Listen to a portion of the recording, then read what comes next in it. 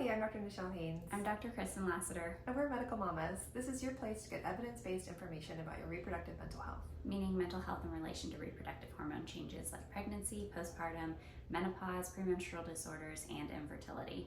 Today we're going to be talking about the top 6 tips for navigating your parents becoming grandparents.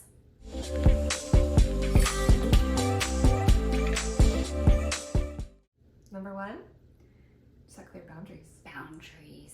Just like any relationship. I think that's actually very important for every relationship. Yeah, so setting boundaries, meaning being firm with what are the things that you want and don't want to happen in that relationship, or, you know, the relationship between your parents and your kids. Right. I think that leads really nicely into number 2, is to recognize that things were different when our parents were raising us versus how we raise our kids. There's like new styles of parenting that they might not be being rude about doing it a certain way. That's just the way that they know. Yeah, that's the way that back then they were taught, oh, this is the best way to do X, Y, Z. And now we believe, no, this is actually the best way to do X, Y, Z, or whatever your beliefs are. Making sure that you're recognizing that it's not coming from a bad place. They're usually just trying to help and doing what's best for their grandkids. Right, they think they're doing their best, so it might not be malicious or rude or mean or any of those things. Just recognize that things were different and they might need to just have a little bit more information. Yeah. Which goes into number 3, which is safety. So I know back with my parents' day, they would tell them, oh, you know, have them sleep on their tummies or have them sleep on their sides. And now we know that that's not true. You know, back is best. Right, so just providing the newest information about how to keep kids safe, right? So car seat safety, sleep safety, choking hazards, pool safety, house, all of those things. I mean, now there's like safety around electronics that did not exist when we were little ones. So just educate on safety is number 3. Yeah. Number 4 is communicate clearly with them. Remember, clear is kind. That if you're going to have positive interactions, being clear and not, you know, speaking in code or whatever, that you want to let them know exactly how they can help, or let them know what is not helpful.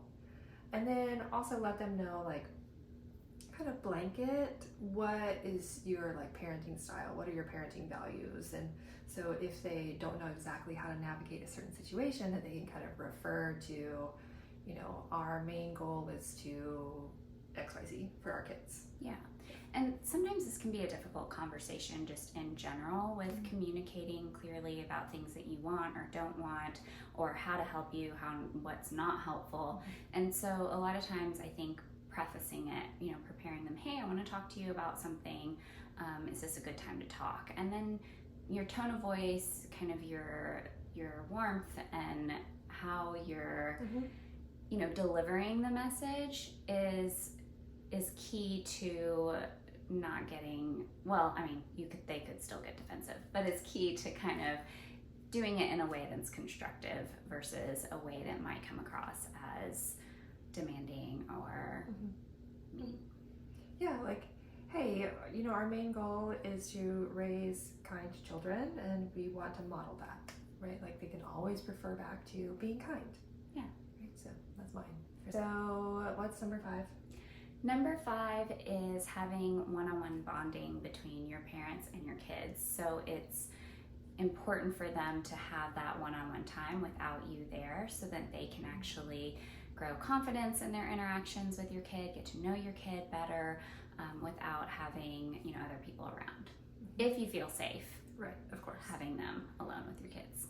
And number 6 is recognize that, like, there might be some hiccups. This is like a new role for your parents, similar to how you're in a new role as a parent, and trying to navigate that and figure that out, that there's a lot of dynamics there and there might be some hiccups, and we're just going to navigate that clearly, kindly, with boundaries, recognizing that things were different, giving people a little bit of benefit of the doubt, that, yeah, it's a new thing. It's gonna not be perfect. Yeah, just like any relationship, there's going to be conflict, there's going to be things that go wrong, and just communicating clearly, keeping up that relationship and that communication will help establish a good pattern early on in the relationship. Right. Okay. Those are our top 6 tips for navigating relationships with your parents as they become grandparents. We hope that's helpful. Thank you so much for being here today. Please like, comment, subscribe. We have videos every Friday. See you soon. Bye.